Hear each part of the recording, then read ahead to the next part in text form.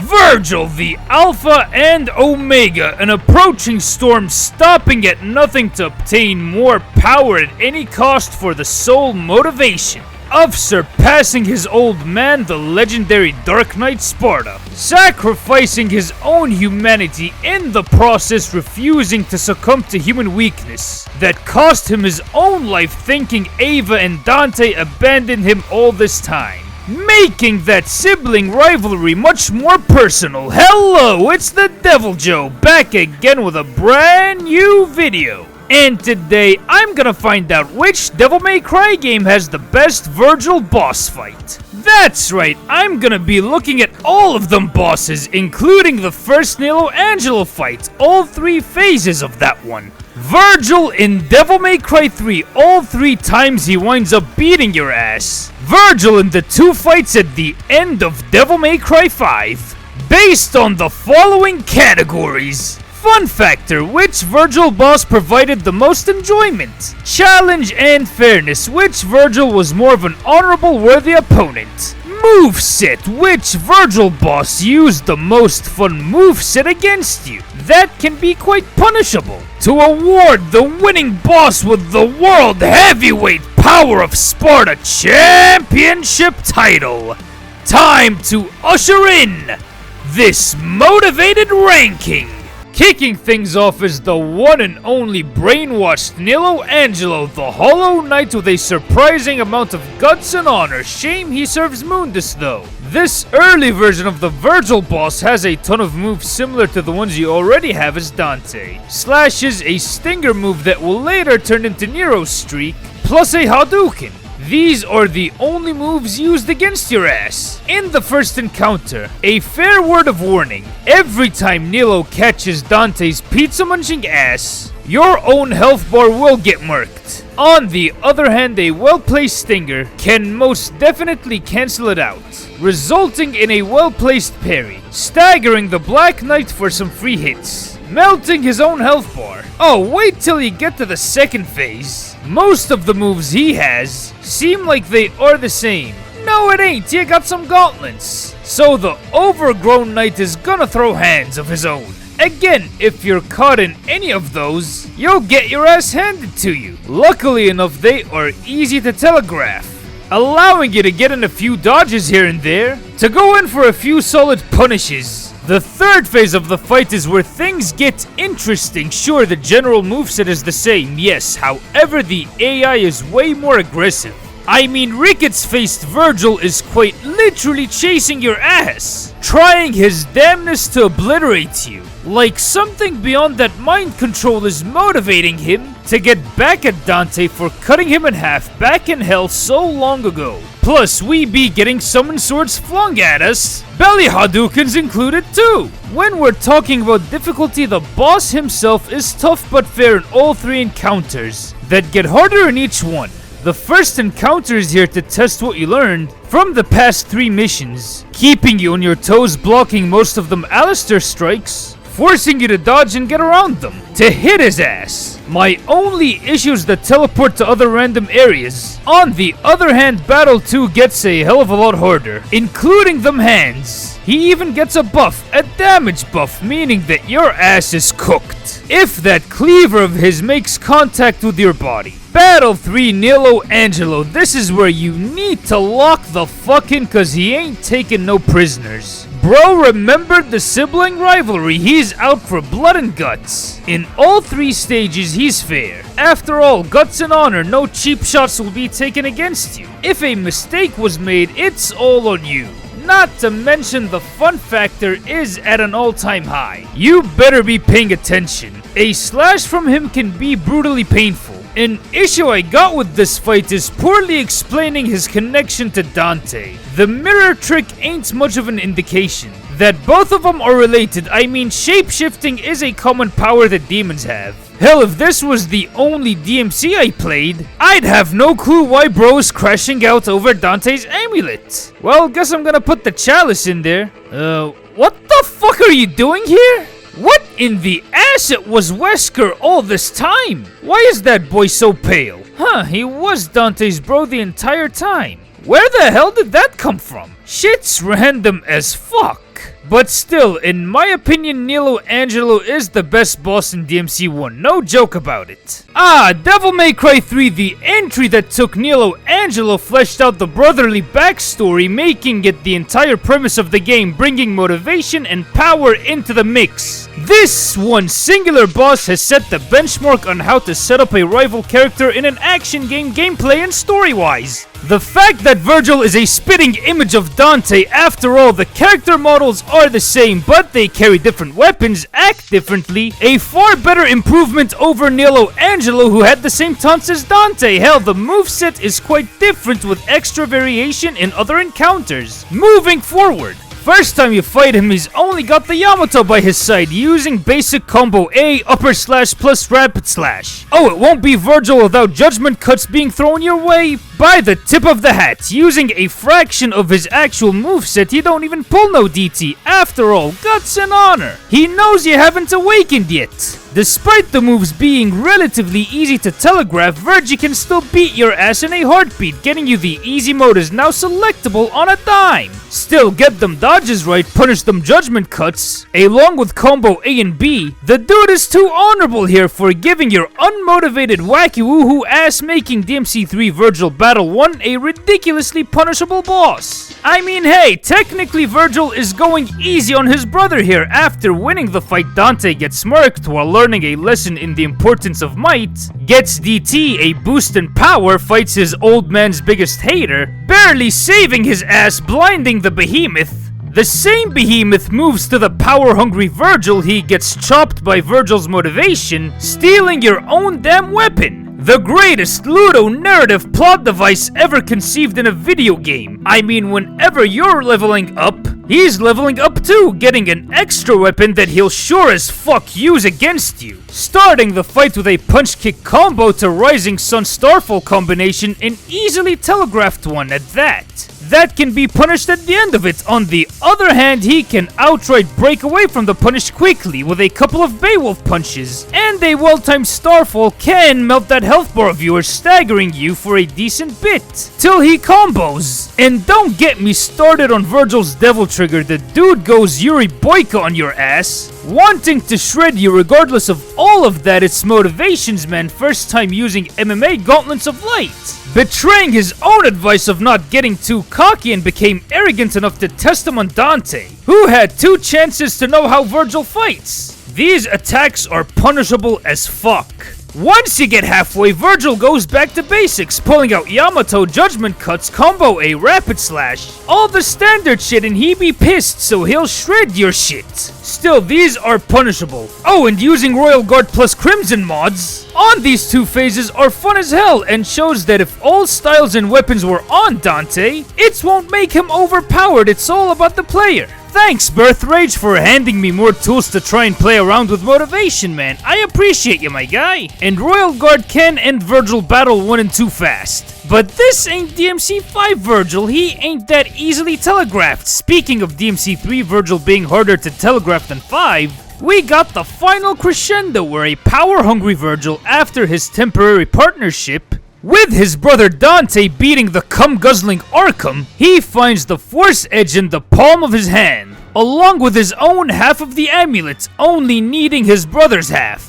So now you, the red-coated demon hunter, are the one standing in direct opposition in his quest for power. Oh, fuck me, is the boy locked in from the very start, not wasting any time to rock your shit with that Force Edge trick-up Helmbreaker. Hell, he's way faster using that Yamato. With combo A, rapid slash, judgment cuts, while punishable, they are way quicker to come out, damaging your ass way harder. And do not get me started on him deciding to pop his Devil Trigger. I mean, he literally can't get hit. His hyper armor makes him untouchable briefly, and it seemingly doesn't want to turn off. At times he spams Helmbreaker to Stinger. That shit can throw you off hard. You find yourself running. If you feel like Royal Guarding it, you need to make sure that timing is on point. Most likely the guard will break, you will get staggered and smashed. This ain't DMC5, folks. Vergil is harder to telegraph in 3. Plus Judgment Nut End. It comes out of nowhere, it's dodgeable and punishable, but it ain't ridiculously easy to run away from. You need to be quick, it will most definitely cancel out your opportunity for a punish. While Vergil 3 is one of the hardest final bosses in gaming, it's still a fair fight that doesn't take cheap shots at you, testing all what you learned about the game. Yeah, royal guarding him is hard as fuck,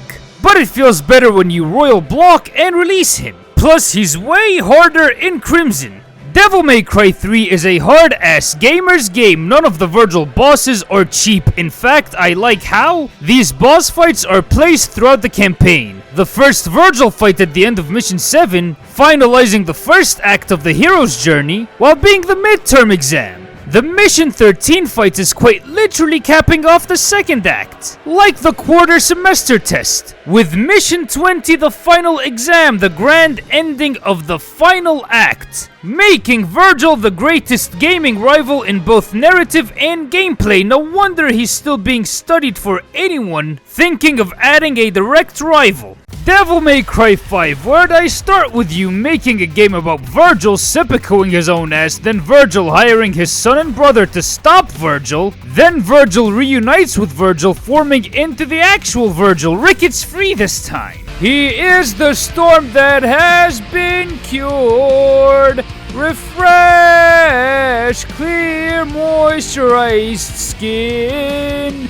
He's been blessed with the sharpest jawline of the cast! Anyways, this plays out a lot like DMC3 Vergil boss. But instead of fighting an overly motivated Vergil, you're squaring off against a more zen, self-reflective Darkslayer, chill enough to walk menacingly, yet dangerous and stubborn enough to ham your shit during the second phase of the Dante fight. The motivated man alters from shooting out. What in the ass is this shit? The summon swords are tiny as fuck. They even bleed into the environment. I have to squint my eyes just to catch them through royal guards. Where did the dark blue highlights go? Why did it get patched out quietly? It's like Capcom didn't take into an account that my boy Destiny Spider would make a video telling most gamers about it. Check it out if you haven't. Them summon swords can be used as a means to farm royal revenge for massive releases, royal or standard. Damaging Vergil, that first phase is more of a warm-up.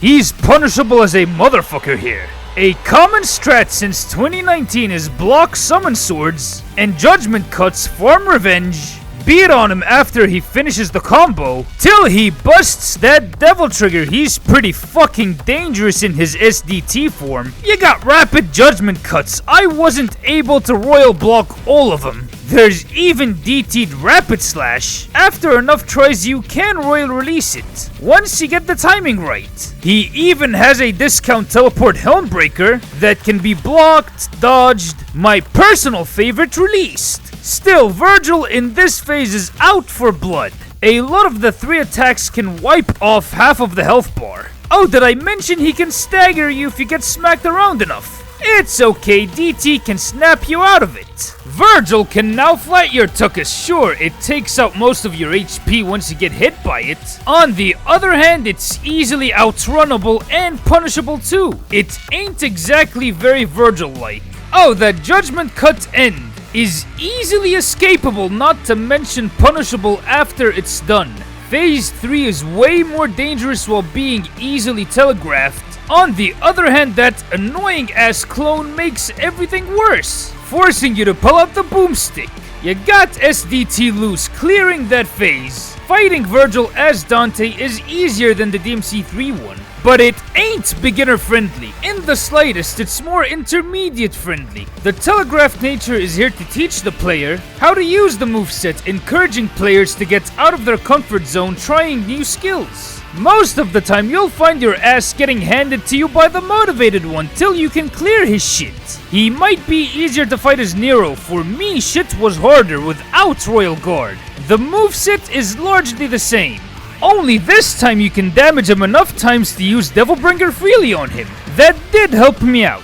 But still, my Royal Guard dependent ass got folded to Papa Vergil as Nero quite a few times. I just gotta get used to the Devilbringer catch timings. Red Queen Summon Sword counters won't be so bad after all, then I'd get a good base to finally S-rank Vergil as Nero. One thing I forgot to mention is how cinematic this Vergil boss is. After getting hit by that one Yamato stinger, you get a whole ass Devil May Cry 3 reference that changes dialogue for Dante or Nero. Hell, there's an entire video by Eliza dissecting all of the subtle details of this one subtle attack, facial expressions and all, making this Vergil boss one of the greatest in the entirety of DMC5 and modern gaming as a whole. It's fun, challenging, best of all. If you're good enough, you can play around with the rules of the fight to bully Vergil in whatever way you like. Ladies and gentlemen, we come to the grand stand of crowning the World Heavyweight Power of Sparda Championship title. Time to usher in this top 3. In the number 3 spot, we got Nelo Angelo. It's not a bad Vergil boss whatsoever. He's a fun challenge. On the other hand, he can be a bit too predictable. The whole Dante's brother plot twist is rushed and it comes out of left field. That's if you didn't play Devil May Cry 3. You'll definitely get weirded out. Still, the fight itself is a blast that tests what you learned going through the game so far. It's only got outclassed by 2 other games. Landing in the number 2 spot is the plastic-chaired modded memed approaching storm DMC5 Vergil. The boss fight kicks ass. I'd even say it's one of the best ways to finish the game off. A challenging boss encounter that teaches you skills you never thought of even touching, while being cinematic eye candy. However, it's a bit too easy to telegraph. He's got one move that is basically character assassination, putting him at the number 2 spot.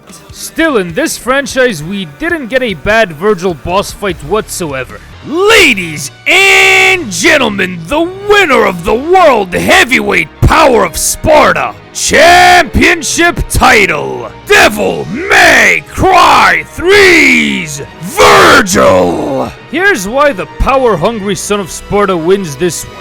For the very reason of how much of a fun and fair challenge his fights are, all 3 of them. The attacks are harder to telegraph than in DMC5, but it ain't cheap, giving you a good amount of chances to wail on him in all 3 phases, doing a spectacular job of testing your skills through the 3-act structure, separating the game's runtime, where the first encounter is a basic rundown of what you learned so far. The second time is where you really get tested after getting some power. Mission 20, the final examination crescendo, where Vergil goes full ham on you, proving that he's one of the greatest rivals that is being studied to this day. Plus, the story significance helps too.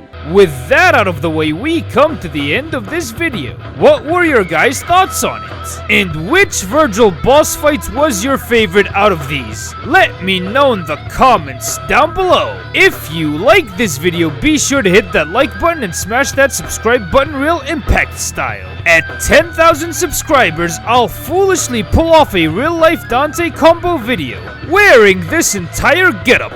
Trust me, we are pretty damn close. Ring the bell icon to get notified on whenever I upload a brand new Devil May Cry or other action game video. This has been the Devil Joe signing out.